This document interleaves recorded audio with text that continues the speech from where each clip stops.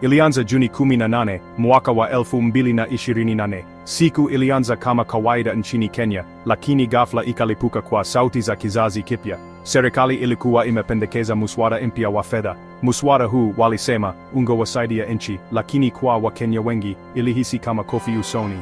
Muswada huo ulipendekeza ushuru mpya kwa vitu vya kila siku: mafuta, chakula, hata kutumia mtandao, kwa watu ambao tayari wanajitahidi na gharama kubwa ya maisha. Hii ilikuwa ni hatua ya mwisho. Hasira ilikuwa wazi, haswa miongoni mwa vijana. Walijiona wamepuuzwa, wasiwasi wao umetupiliwa mbali. Serikali ilionekana haikuwa ikijua hali halisi ya watu wake. Muswada huu wa fedha ulikuwa ndio ukomo, na hivyo walijitokeza mitaani. Kile kilichoanza kama minong'ono ya kutoridhika kilikuwa na kuwa kishindo kilichokumba taifa zima. Katika mstari wa mbele wa harakati hii ilikuwa kizazi Z cha Kenya, waliozaliwa katika ulimwengu wa teknolojia na mitandao ya kijamii. Hawakuwa na woga, waliunganishwa na walikuwa na ujuzi wa kidijitali. Walielewa nguvu ya sauti zao zikizidishwa kupitia hashtag na machapisho yaliyosambaa. Hii haikuwa tu kuhusu muswada wa fedha tena, ilikuwa juu ya jambo kubwa zaidi. Wakiwa wamevalia nguo nyeusi, ishara ya hasira na kuchanganyikiwa kwao, walichora picha yenye nguvu ya umoja na uasi. Muziki, lugha ya ulimwengu, ikawa wimbo wao, nyimbo zao zikipiga pamoja na mapigo ya moyo wa kizazi kinachodai mabadiliko. Tofauti na maandamano ya zamani, harakati hii haikuwa na kiongozi mmoja, hakuna mtu mkuu. Ilikuwa kilio cha pamoja cha haki, kitambaa kilichosokotwa kutoka kwa matumaini na ndoto za vijana wengi wa Kenya. Serikali mwanzoni ilishikwa na butwa na ukubwa na ukali wa maandamano. Ilionekana kusita. Macho ya dunia yalikuwa yakitazama Kenya, na shinikizo lilikuwa likiongezeka. Muswada wa fedha, chanzo cha ghasia hii, ulirejeshwa haraka. Rais Ruto, katika hotuba yake kwa taifa kupitia televisheni, alikiri kilio cha umma na kuomba radhi kwa matukio ya ukatili wa polisi yaliyoharibu maandamano. Katika jaribio la kutuliza umma na kurejesha imani, mkuu wa polisi alifutwa kazi na mabadiliko ya baraza la mawaziri yalitangazwa. Vitendo hivi, ingawa vinaonekana kuwa muhimu, vilikumbwa na mashaka. Kwa wengi, waliona kama suluhisho la muda, jaribio la kukata tamaa la kutuliza ghasia bila kushughulikia masuala ya kina ya kimfumo yanayokumba taifa.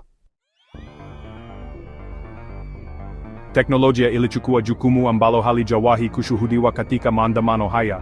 Kwa kupenya kwa interneti katika kiwango cha juu zaidi, majukwaa ya mitandao ya kijamii kama TikTok, Twitter na Facebook yakawa viwanja vya vita vya mtandaoni ambapo maoni yaligawaniwa, habari zilienea na harakati zilihamasishwa. Hashtag kama #maandamano Kenya na #mapinduzi sasa zilikuwa maarufu duniani kote, zikikuza sauti za waandamanaji mbali zaidi ya mipaka ya nchi.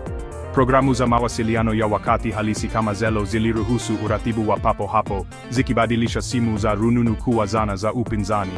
Jaribio la serikali la kudhibiti simulizi kwa kuzuia ufikiaji wa interneti lilizua hasira zaidi na kuongeza moto wa upinzani. Sehemu ya 5: mwangwi wa maandamano, mapambano yasiyokamilika kwa ajili ya mustakabali wa Kenya. Miezi baada ya wimbi la kwanza la maandamano, Kenya imesimama katika njia panda. Wakati mitaa haijajazwa tena na nguvu ile ile ya bidii, roho ya upinzani inaendelea kuwaka chini ya uso. Mapambano, ni wazi, hayajakwisha. Vijana wakiwa wametiwa nguvu na mafanikio yao ya hivi karibuni, hawaridhiki tena kuwa watazamaji tu. Wanaandaa, kupanga mikakati na kutumia ujuzi wao wa kidijitali kuwajibisha viongozi wao. Serikali bado inatikiswa na matokeo ya maandamano, inakabiliwa na mgogoro wa uhalali.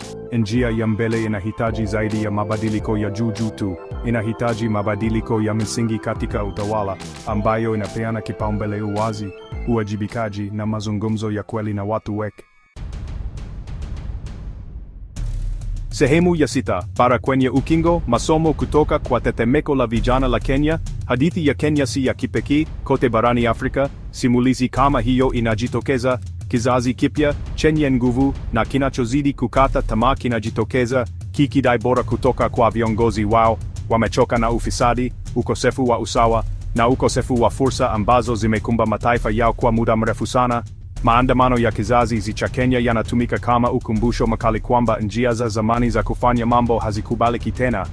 Yanaangazia hitaji la haraka kwa viongozi wa Afrika kuziba pengo la vizazi. kusikiliza wasiwasi wa vijana wao, na kuunda jamii jumuishi zinazotumia uwezo mkubwa wa idadi yao ya vijana. Sehemu ya 7: nguvu ya moja, nguvu ya wengi. Wito wa kuchukua hatua. Mapambano ya Kenya Bora, Afrika Bora si jukumu la wachache tu, ni juhudi ya pamoja inayohitaji ushiriki wa wote, kuanzia mwanafunzi wa chuo kikuu jijini Nairobi hadi mkulima huko Eldoret. Kila sauti ni muhimu. Mabadiliko, kama historia imeonyesha mara kwa mara chache huja kwa urahisi. Inahitaji ujasiri, ustahimilivu na imani isiyoyumba katika nguvu ya hatua ya pamoja.